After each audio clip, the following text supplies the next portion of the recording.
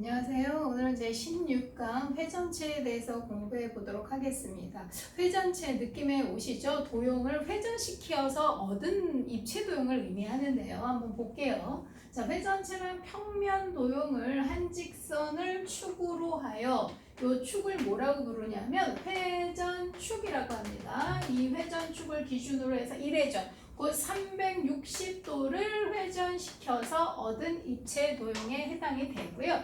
이 회전체의 종류를 보시면 이렇게 네 가지로 나옵니다. 자, 원기둥, 원뿔, 원뿔대, 구입니다. 자, 이게 지금 우리가 그 다면체에서 배웠던 거와 마찬가지로 밑면의 모양에 따라 이름이 정해지는데 회전시키다 보니까 밑면의 모양이 전부 다 뭐예요? 원이죠. 그래서 원기둥, 원뿔, 원뿔대가 있고, 자, 원뿔대 마찬가지 갑뿔대와 똑같습니다.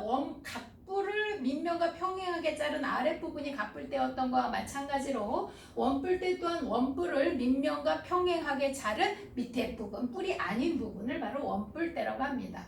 자, 구 같은 경우는 좀 우리가 특이한 도형이라고 말합니다. 왜 그러냐 하면, 자, 회전체 같은 경우, 다면체 같은 경우는 뭐야? 모든 면이 다 다각형인 평면으로만 이루어져 있죠. 그러나 회전체의 특징을 보시면 옆면이 무슨 면이냐면 곡면이에요. 밑면은 평면, 옆면은 보통 곡면으로 있어서 평면과 곡면으로 보통 회전체가 이루어져 있는데 구를 보시면 어때요? 평면이 없죠. 모두 다 곡면으로만 이루어져 있어서 구는 좀 특이한 도형이다 라고 또 기억해 주시면 좋을 것 같아요. 자, 그렇다면 회전체에서는 뭘 배우냐면 곧 무슨 도형을 회전시켜서 얻게 되는 입체 도형이냐라는 건데요. 자, 원기둥부터 보시면 이제 겨냥도 이렇게 제가 그림을 그려놨는데 원기둥 같은 경우는 뭘 회전시킨 거예요? 직사각형. 제가 노란색으로 색칠되어 있는 이쪽입니다. 반쪽짜리예요.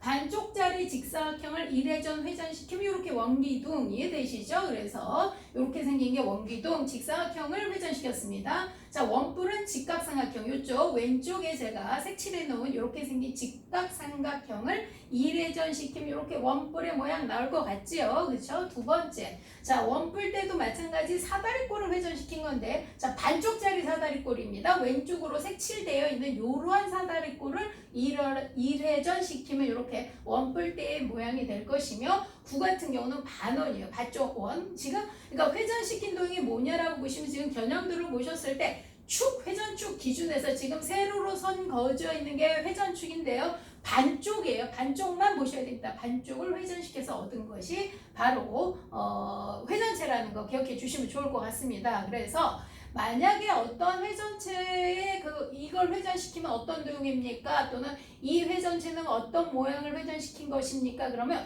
축을 기준으로 선을 한가운데 그으셔서 한쪽 부분만 도형을 평면 도형화 시키시면 어떤 도형을 회전시켰는지 아실 수 있고, 또 반대로 어떠한 평면 도형을 회전시켰을 때 이게 어떤 모양의 회전체가 됩니까? 그러면 축 기준으로 해서 좌우로 똑같은 그림 하나 그리시고, 똑같이 그리시고, 축 기준 그 꼭지점 부분 이렇게 뾰족 나온 꼭지점 부분 이렇게 원으로 동글동글하게 돌려주시면 이렇게 회전체의 겨냥도가 나오게 됩니다.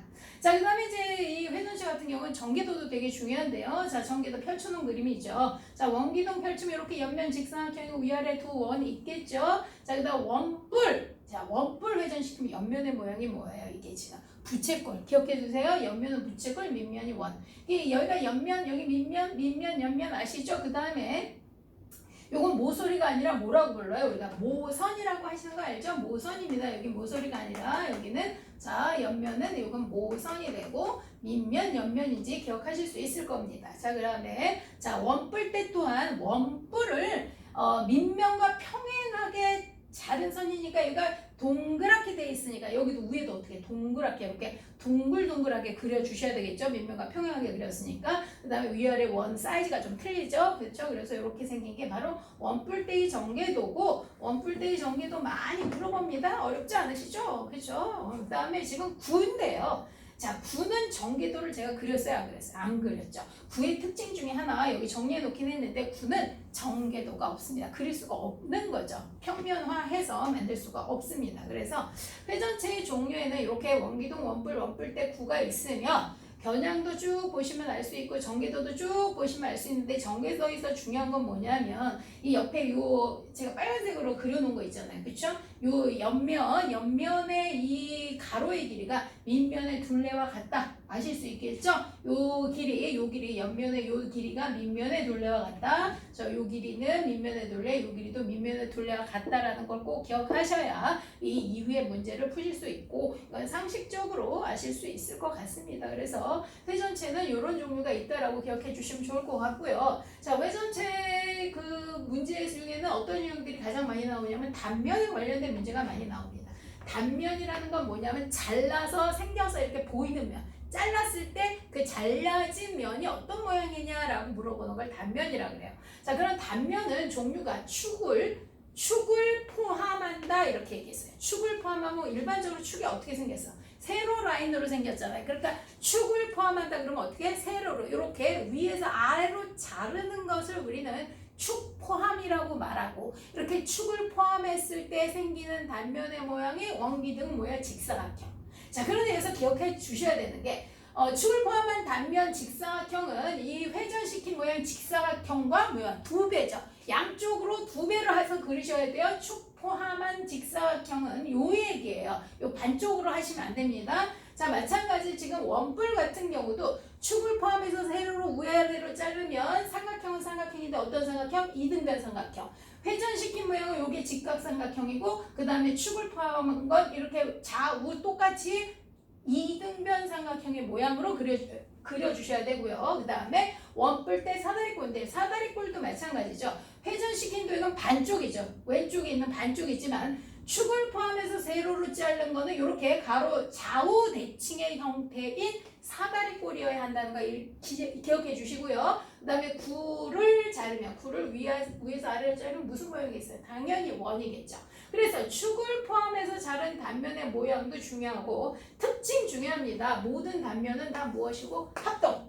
그러니까 지금 회전체를 기준으로 해서 축 위아래로 자르면 어떻게 자르든 간에 그렇죠? 가로 이렇게 요렇게 자르나 요렇게 자르나 어떻게 써요? 전부 단면의 모양이 전부 합동이겠죠. 그 다음에 회전축 기준에서 선대칭 도형이다. 축 기준 선대칭 양쪽이 똑같습니다. 선대칭 양쪽이 똑같은 좌우 대칭의 형태인 선대칭 도형이다. 기억해 두시면 좋을 것 같아요. 축을 포함하는 경우 요거 중요합니다. 아주. 그 다음에 축의 수직이라는 건 뭐야? 축이 아까도 얘기했지만 세로니까 수직은 어떻게 자르는 거야? 가로로 자르는 거야. 그럼 상식적으로 보세요. 이렇게 자르면 모든 회전체는 단면이면 항상 뭐가 됩니까? 항상 원이다. 어렵지 않죠? 항상 원이다. 기억해 주시면 좋을 것 같아요. 자, 그 다음에 아까 말씀드린 구의 특징. 그러니까 구가 가장 특별한 도형이기 때문에 이제 구의 특징 한 번 더 정리를 해서 마무리하겠습니다. 자, 구는 자 지금 보면 원기둥 회전체가 요거 하나잖아요. 회전축이 요것도 하나, 요것도 하나인데 구 같은 경우는 회전축이 요것뿐이 아니라 가운데로 지나가면 이렇게도 되고 이렇게도 되고 여러 개의 회전축이 존재한다. 무수히 많은 회전축이 있다. 단면은 회전축을 포함하나 회전축의 수직이나 항상 원이지만 합동은 아닙니다. 그렇죠? 가운데로 지나갈 때만 합동인 거고요. 자, 이렇게 뭐 세로로 위로 이렇게 자르면 원의 크기는 다 틀리겠죠? 그렇죠? 그래서 단면이 모두 원인 거지 모두 다 합동은 아닙니다. 그 다음에 아까 말씀드린 전개도가 없다라는 구의 특징을 가지고 있습니다. 그래서 회전체는 오늘 배운 회전체 내용은 어렵지 않으니까 오늘 배운 내용 간단하게 한번 복습해 보시면 좋을 것 같습니다. 수고하셨습니다.